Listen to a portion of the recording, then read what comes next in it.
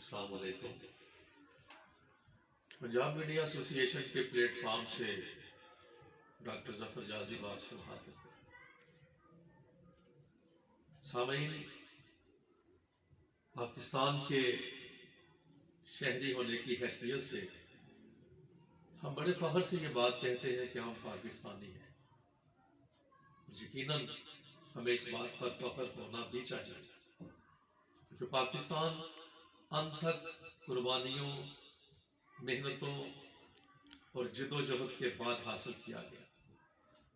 المیہ یہ ہے کہ پاکستان حاصل کرنے کے بعد اس کی رعایا، اس کے حکمران اسے ویسے نہ ملے جو اس کی صحیح طریقے سے دیکھ بھال کر سکتے۔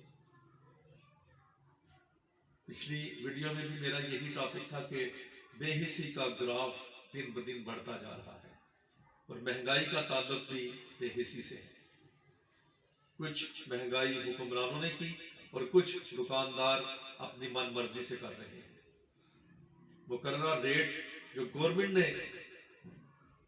مقرر کیے ہیں، جو طے شدہ ہے، وہ بھی بہت زیادہ ہیں، لیکن دکاندار ان سے بھی زیادہ نرخ وصول کرتے ہیں۔ آج کل گندم کا بحران زیر بحث ہے۔ آپ سب یقیناً اس چیز کو جانتے ہیں کہ گندم کا ایک دانہ کھانے کی پاداش میں آدم کو جنت سے نکالا گیا تھا۔ اب گندم کی ذخیرہ اندوزی کرنے والے بھی یقیناً جہنم میں اپنا ٹھکانہ بنا رہے ہیں۔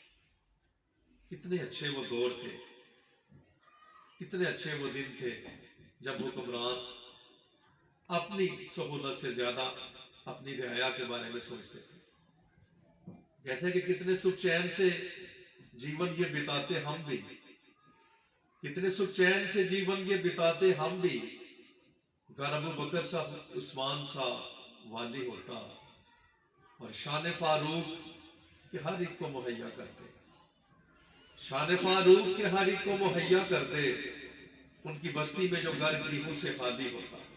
اور یہ وہی گیہوں ہے، وہی گندم ہے جس کا آج کل اتنا بحران ہے کہ صرف نرخ بڑھانے کے چکر میں جو تاجر ہیں انہوں نے اس کی ذخیرہ اندوزی کر رکھی ہے۔ تو یاد رکھیے کہ گندم کی ذخیرہ اندوزی